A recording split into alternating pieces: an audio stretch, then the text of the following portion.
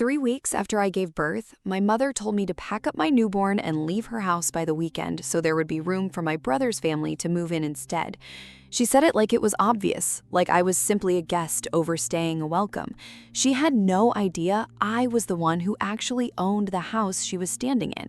If you've ever been treated like a guest in a place you had every right to be, hit subscribe now because this story has a twist that took even me a moment to fully use. Drop a comment telling me where you're watching from. Now, let me take you back to why I was even living there in the first place. My name's Jenna Ruiz, I'm 29, and 8 months before my daughter Lily was born, I bought the house my mother had rented for the past 11 years, the same modest 3-bedroom she'd struggled to keep up payments on for over a decade after my father left. I didn't buy it to live in myself.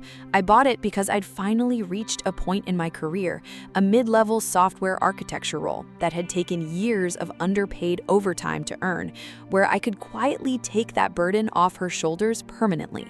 I put the deed in my name, structured it that way deliberately on my accountant's advice, with the plan that my mother would live there rent-free for as long as she wanted, fully supported, fully secure. I moved in with her temporarily about 6 weeks before Lily was born, at my mother's own suggestion, so she could help during the final stretch of pregnancy and the early postpartum weeks when I'd be recovering and sleep-deprived and genuinely needed support. It felt at the time like a rare moment of real closeness between us, the kind we hadn't had much of since I was a teenager. My brother Ethan, meanwhile, had spent the better part of the past year going through a difficult divorce, and our mother had grown increasingly focused on his situation, understandably worried in the particular way parents fixate on whichever child seems most visibly struggling in any given season. I didn't mind the attention shifting toward him. I genuinely wanted him supported through a hard time. What I didn't expect was how quickly that support would come to include reorganizing an entire household around his convenience, without anyone asking what that meant for the newborn already living there.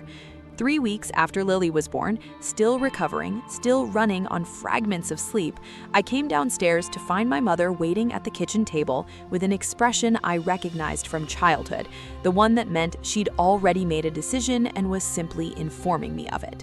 Ethan's lease ends this weekend. He and the kids need somewhere to stay while he sorts out the custody arrangement, and honestly, Jenna, I think it makes more sense for you and Lily to find your own place now.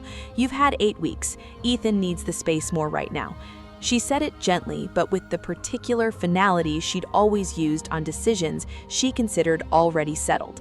I sat down slowly, my newborn asleep against my chest, and tried to process what I was actually hearing. "Mom, this is my house. I bought it. My name is on the deed." She waved a hand, the same dismissive gesture she'd used my whole life to smooth past inconvenient facts. "I know, sweetheart, and we're so grateful. But you're young, you'll find a nice apartment easily. Ethan has 3 children and nowhere else to go. Family takes care of family."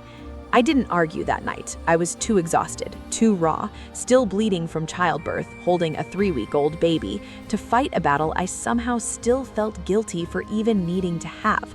I called my accountant the next morning, mostly to confirm what I already knew, that the deed was unambiguously mine and that no verbal family arrangement, however sincerely meant, changed the legal reality of who actually owned the property.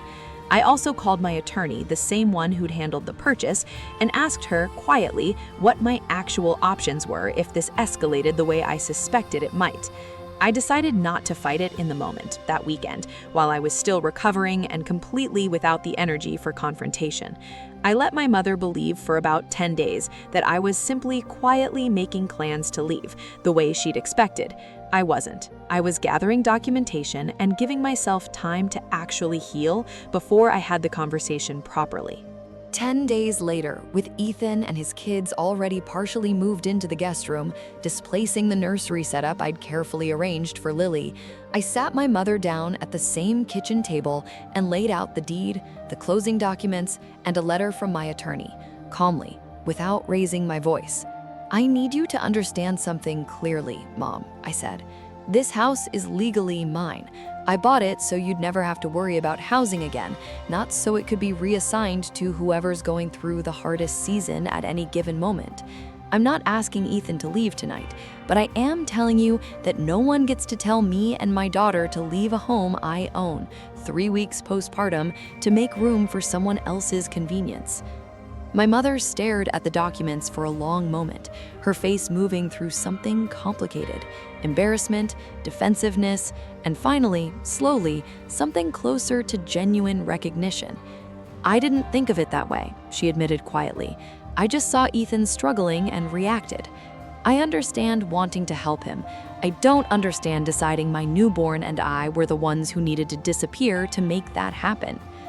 Ethan, when he found out the actual conversation that had happened, was mortified, insisting he had no idea our mother had framed it that way, that he'd assumed there was simply room for everyone temporarily. He and I talked directly, worked out a real arrangement together, him and the kids taking the finished basement space for a few months while he found his own place. An arrangement I was genuinely fine with, once it was actually negotiated between the people it affected rather than decided unilaterally over my postpartum body. My mother apologized eventually, a real apology, not the smoothing over kind she usually offered. I think I've spent so long being the one who holds everything together that I forgot to ask who actually owns what and who actually needs what before making decisions for everyone, she said. It wasn't a perfect apology, but it was the most honest thing she'd said to me in years. Ethan and his kids stayed in the basement for 4 months, respectfully, gratefully, until he found his own place. My mother, in the time since, has made a visible effort to actually ask before assuming, checking in with me directly about decisions that affect the house, rather than simply announcing them as settled. It's not a perfect relationship now, but it's a more honest one than we had before that kitchen table conversation. I think about those 10 days sometimes, holding my newborn, quietly gathering paperwork instead of immediately fighting back, because I genuinely didn't have the energy for confrontation while I was still healing. I learned something important in that stretch. You don't have to raise your voice the moment you're wronged. Sometimes the strongest thing you can do is simply wait until you have the strength to be calm and completely, undeniably right. Has someone ever assumed your patience meant you'd simply give up what was rightfully yours? Tell me about it in the comments. I read every one. And if this story resonated, share it with someone who needs to hear that quiet doesn't mean powerless. This is Jenna, and this has been Revenge of Betrayal. Remember, the truth doesn't need you to raise your voice. It just needs the paperwork to back it up.